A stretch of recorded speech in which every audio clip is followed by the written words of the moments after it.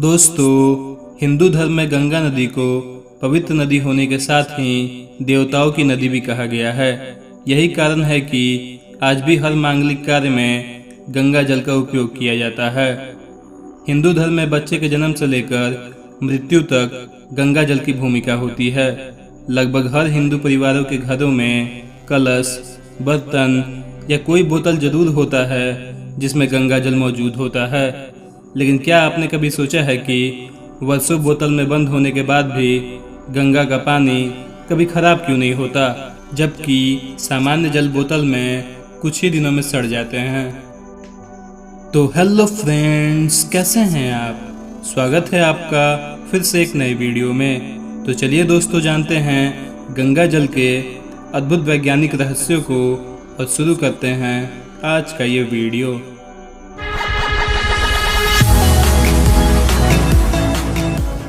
दोस्तों, यदि शास्त्रों की दृष्टि से देखें तो गंगा को मुक्तिदात्री माना गया है। इसलिए जीवन के अंतिम समय में व्यक्ति के मुंह में 2 बूंद गंगा जल तुलसी के साथ डालने की परंपरा रही है। भागीरथ ने गंगा जल के स्पर्श मात्र से अपने पूर्वजों का उद्धार करा दिया था। वैसे तो गंगा जल में हमेशा ही दिव्य चैतन्य प्रवाहित होता रहता है, लेकिन कुंभ, ग्रहण, पूर्णिमा, अमावस्या, संक्रांति, एकादशी जैसे मुख्य तिथियों पर इसकी दिव्यता में और भी वृद्धि हो जाती है। इसलिए गंगा जी का सानिध्य विशेष लाभकारी माना गया है। इसीलिए आज भी हर मांगलिक कार्य गंगा जल के बिना अधूरा है। यदि गंगा जी के अवतरण की बात करें तो आप सब जानते ही हैं कि गंगा माता स्वर्ग की एक देवी रूपी नदी थी, जिसे भागीरथ ने अपने तप के बल पर धरती पर अवतरित किया था। उस समय गंगा जी का वेग इतना तेज था कि उसे नियंत्रित करने के लिए स्वयं भगवान शिव ने उन्हें अपनी जटाओं में बांध लिया था। तो धार्मिक दृष्टि से तो गंगा जी एक दैवीय नदी हैं ही, जिनके हर एक बूंद में अनेक रहस्य छुपे हुए हैं। शायद इसीलिए ऐसे मान्यता है कि ये मनुष्य के पाप धोती हैं और उसे मोक्ष की ओर ले जाती हैं।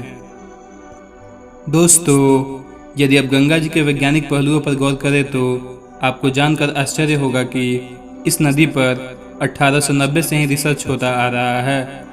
दरअसल अंग्रेजों के समय में वर्ष 1890 में एक वैज्ञानिक अर्नेस्ट हैकिंग गंगा के पानी पर रिसर्च कर रहे थे।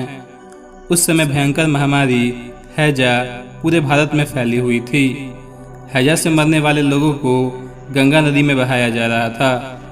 इसलिए हैकिंग को यह भय था कि कहीं जो लोग गंगा में स्नान करने आते हैं वे भी कहीं हैजा की चपेट में न आ जाएं।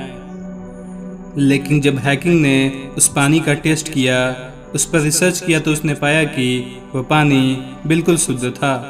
उसमें किसी प्रकार का कोई बैक्टीरिया या कोई अन्य कीटाणु नहीं था। ऐसे में हैकिंग को अपने सोच से ये बात तो समझ में आ गई कि गंगा जल कोई सामान्य जल नहीं है। अपने 20 वर्षों के रिसर्च के बाद हैकिंग ने यह बताया कि गंगा के पानी में मौजूद वायरस किसी प्रकार के बैक्टीरिया को पनपने ही नहीं देता है। इसलिए उन्होंने इस वायरस को निंजा वायरस का नाम दिया था। आधुनिक वैज्ञानिकों ने भी इस निंजा वायरस के अस्तित्व को स्वीकार किया और उसे ही गंगा जल की निर्मलता का कारण बताया। इतना ही नहीं, 1947 में जर्मनी के जल तत्व विशेषज्ञ कोहीमान भारत आए थे और उन्होंने काशी से गंगा जल लेकर अनेक परीक्षण किए और एक लेख लिखा। उन्होंने लिखा कि गंगा जल में रोगाणुनाशक विलक्षण शक्ति है, जो संसार भर की किसी और नदी के जल में नहीं है। 1924 में बर्लिन के डॉक्टर जेओ लीवन ने भी यही दावा किया था। फ्रांसीसी चिकित्सक हिरल ने भी अपने रिसर्च में बिल्कुल यही बात पाई। तो दोस्तों, यही कारण है कि कई वर्षों तक बोतल में रहने के बावजूद भी गंगा का जल सड़ता नहीं है।